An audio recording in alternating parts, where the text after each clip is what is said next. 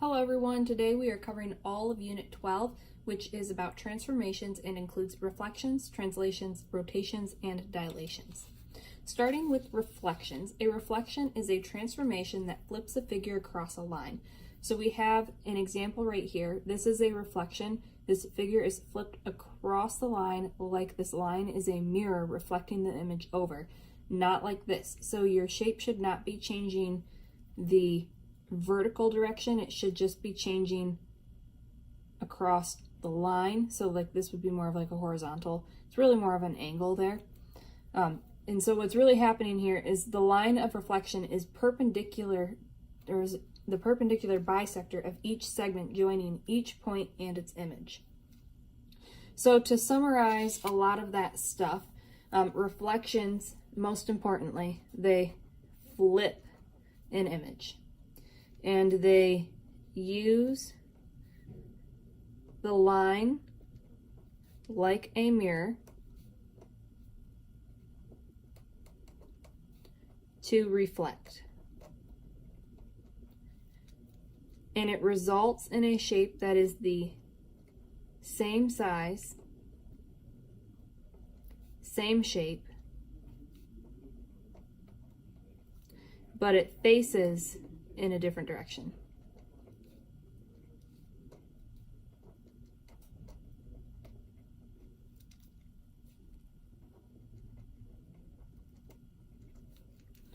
All right, and there should be an E in there, but I can't fit it in.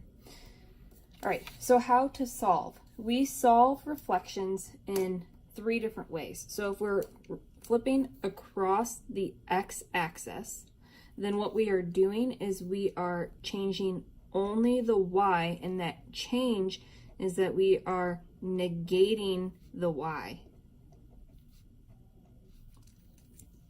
If the change is across the y-axis, then we change only the x, and that changes, or rather it negates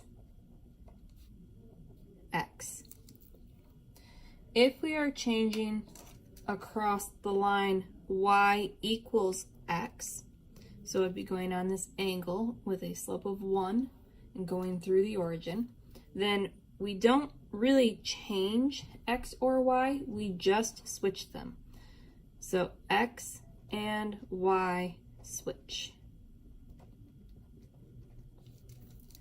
All right, so now we're going to do an example, and we are going to do a little bit of flipping back and forth between our examples and our notes here, so I apologize in advance. So we have examples for reflections here.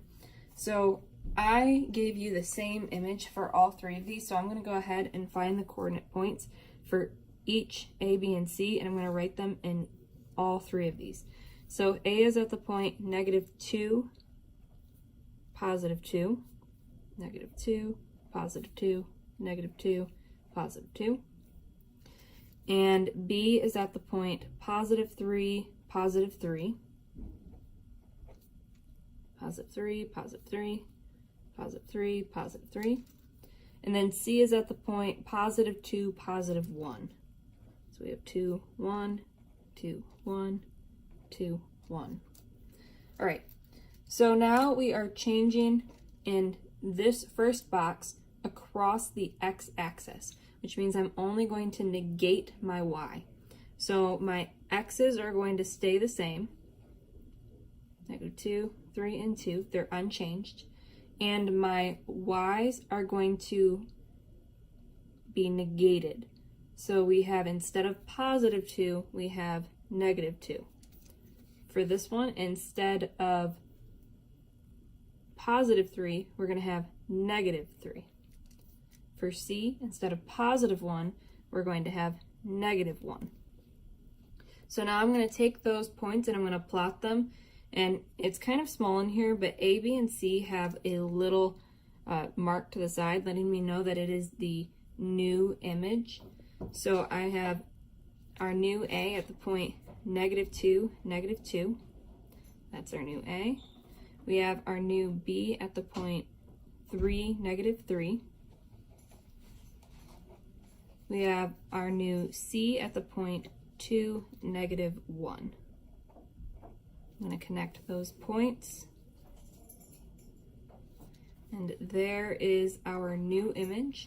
So we have this pre-image and the new image now, and it is a reflection over the x-axis. Now if we want to take that shape, our original shape, triangle ABC, and reflect it over the y-axis, then all we need to do is negate x. So instead of -2, I now have a +2.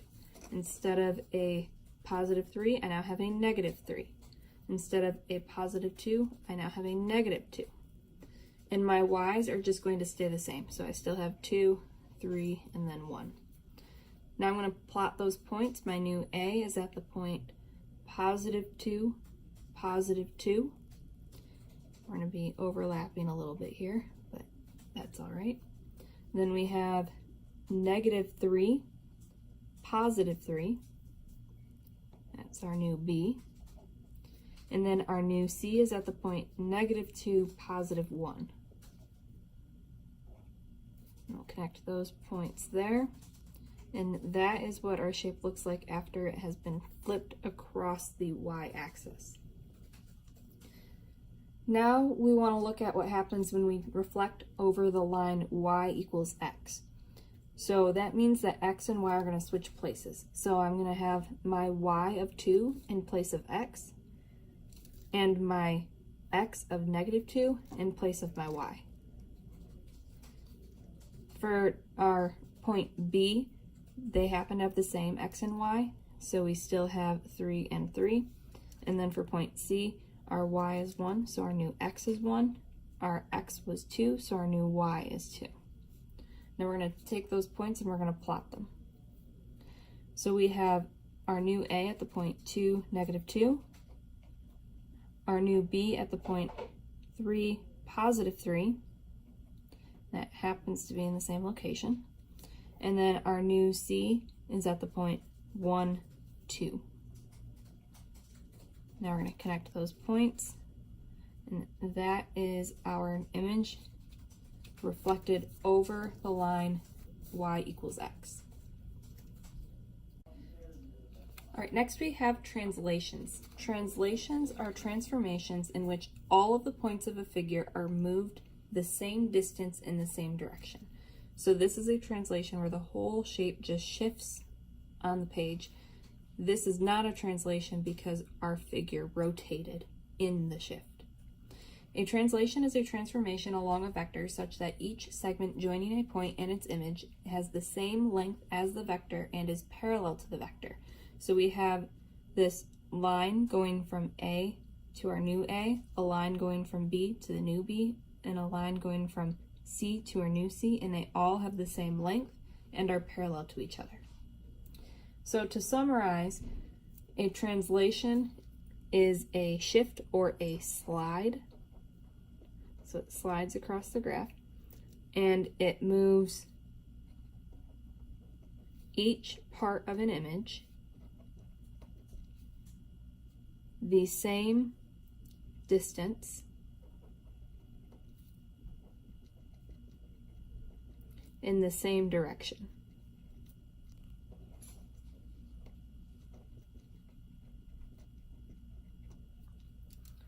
And what this is doing is it is creating a shape that is the same size, the same shape, but now in a different location, or in a new location.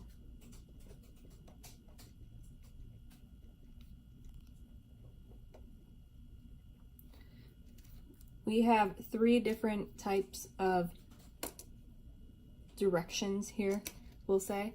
The first one being a horizontal shift, and it is changing where our A is, and it changes our X. So we have X plus A. Then we have a vertical shift, and that's changing along this part of the vector that we call B, and it is adding our vector B to our Y coordinate. Then we have a change where it is both horizontal and vertical,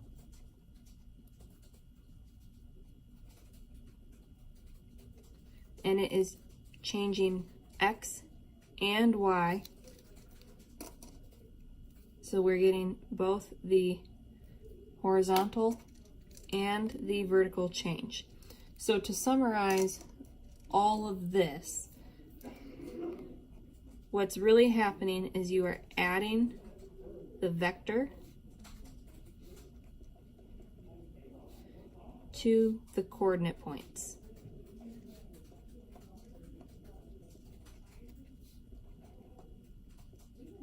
All right, now we're going to jump to example 2, which is about translations. So example 2 here says translate the image graphed below along the vector -2, 1. So we have our horizontal shift of the A of -2. So I'm going to add -2 to the X from each of my points. And before I get too far ahead of myself, we need to write down our coordinate points from the image in the graph. So we have D at the point 2, 4. We have E at the point 4, 1. Then we have F at the point 4, -2. All right. So now that we have that, we'll go ahead and add our -2 to the X's. So I have 2 plus -2 gives me 0. 4 plus -2 gives me 2. 4 plus -2 gives me 2. Now I have my vertical shift. So I have 4 plus 1, which gives me 5.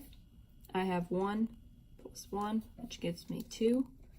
And then I have -2 plus 1, which gives me -1. And these are my new points for triangle DEF. So we'll have a new version of triangle DEF, just in a slightly different location on the graph. So I'm going to go ahead and plot these. I have 0, 5 for my new D. I have 2, 2 for my new E. And then I have 2, -1 for my new F. Connect my points, and there is my triangle. It looks exactly the same as the first one. It's just been shifted slightly to the left and slightly upwards. And I will also mention that these changes here, if you have a negative change, it's going to be moving down or to the left. If it's a positive change, it's going to be moving up or to the right, depending on if it's your X or your Y that's changing. Next, we have rotations. A rotation is a transformation that turns the figure about a fixed point called the center of rotation. So this whole image is moving around the center of rotation at the same angle. This is not a rotation because we flipped in 2 different directions. A rotation is a transformation about a point P such that each point in its image are the same distance from P. So the distance from P to the original Q will be the same as the distance from P to the new Q, and the angle that it turned to get up here will be the same for each of these points. So P to S will be the same from P to the new S. P to point R will be the same from P to our new point R. All right, to summarize all of that, a rotation, most importantly, key word to know is that it turns the shape. And it is going to turn the figure about a fixed point. Most of the time we will be using the origin for that. So all of our instructions are about turning a figure around the origin. But it doesn't have to be the origin. That's just what we'll be using in this class. So we're turning the figure around a fixed point. And that fixed point is called the center of rotation. All right, and then what this is creating is a shape that is the same size, the same shape, and it also puts it in a new direction and a new location. Essentially what it's doing is turning it. So turned into a new location / direction. All right, so when we are rotating a figure, we have two different sets of instructions here. One is for when we're rotating 90 degrees about the origin, and this is going in a counterclockwise direction. So our point is going to the left around our origin. And when we do that, two things are happening. We are, one, negating our y,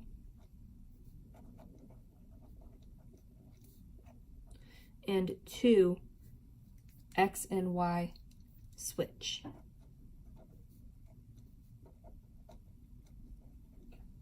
When we are rotating by 180 degrees about the origin, all that's happening is that we're negating x and y.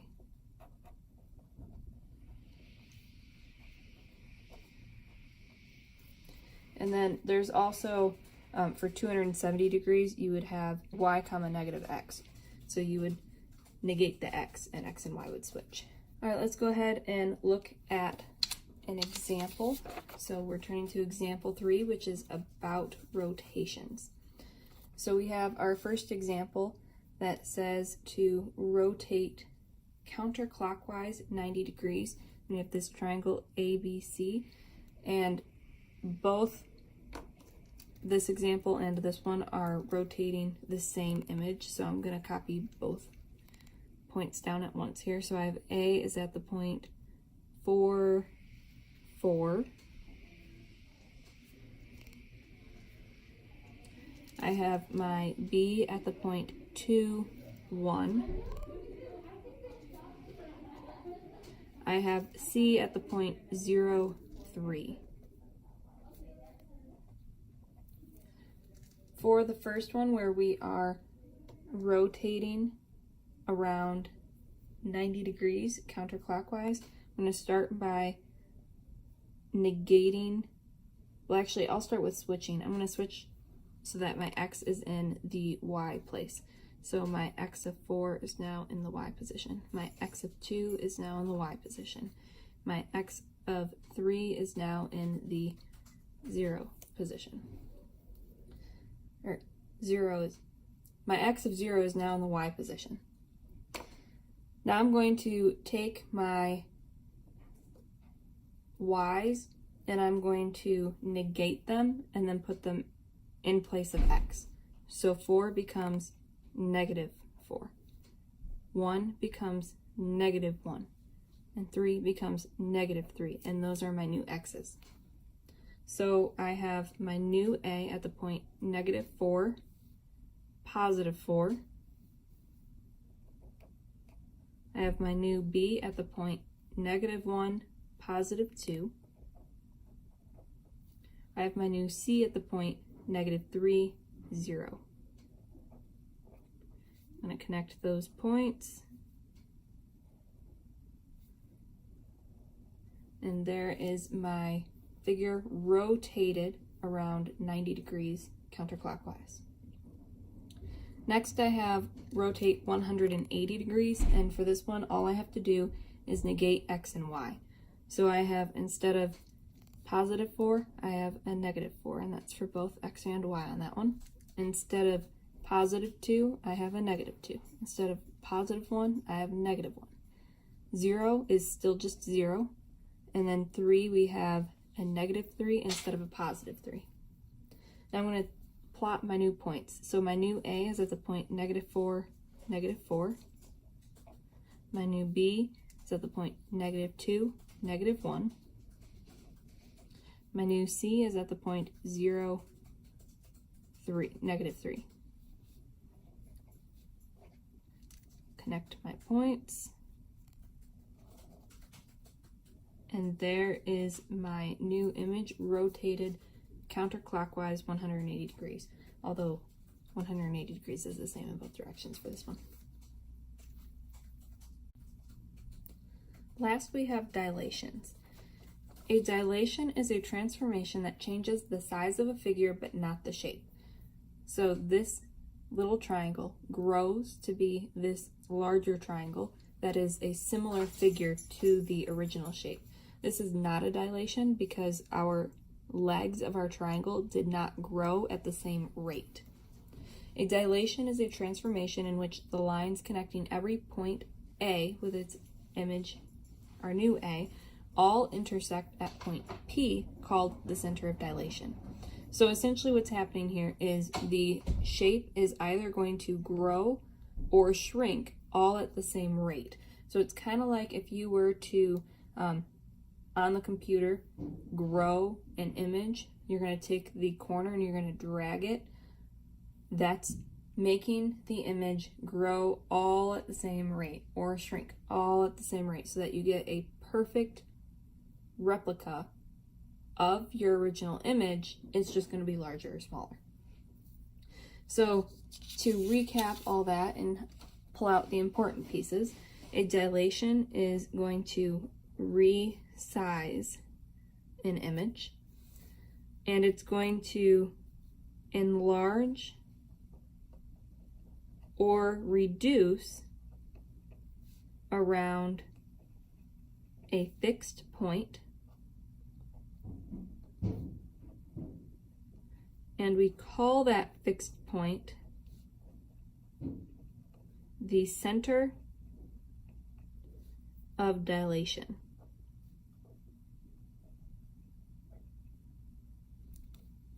So what we're doing here is we are creating a image that is the same shape, but it is a different size, which, as we've learned previously, is what we call a similar figure. When we are changing the size of a shape, we have this K, which is a scale factor. So we have K is a scale factor, and that scale factor is going to tell us how much a figure is changing. If our K is greater than 1, then that means that our image is going to increase. And if our K is greater than 0 but less than 1, so it's a fraction, a decimal, it's going to decrease the size of our image. All right, let's go ahead and go to our last example. That's the example 4 on dilations. It says, draw the figure J at the point 0, 0, K at the point -1, +2, and L at the point 3, 4 in the coordinate plane below. Then dilate the figure about the origin by the scale factor of 2. Label the coordinates on all your points on the plane. So I have my J at 0, 0, K at -1, 2, and L at 3, 4. Now I'm going to take those and I'm going to plot them over here. So I'm at 0, 0, that's my J, my K, -1, +2, and my L at +3, +4. So that's my L. I'm going to connect my points. It's creating a triangle that, since I'm working with a scale factor of 2, what I'm going to do is I'm going to multiply each piece by that scale factor.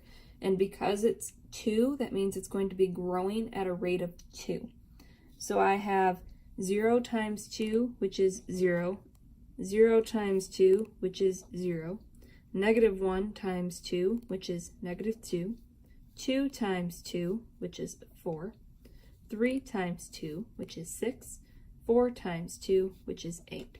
And those are the coordinates of my new image, which should be exactly 2 times larger in all directions. Now, J is going to be at the same place because we are multiplying by 0, so this is also our new J. Then we have our new K at the point -2, +4. Then we have our new L at the point 6, +8. So we're 3, 4, 5, 6. 1, 2, 3, 4, 5, 6, 7, 8. It's my new L. I'm going to connect my points. And I'm trying to keep it so that you can see, but it would go right through that same line on this one. That's not always going to happen, but it does here. All right, there we go. So not exactly straight, but it gets the point across. So we took this original triangle and we grew it by 2 in all directions.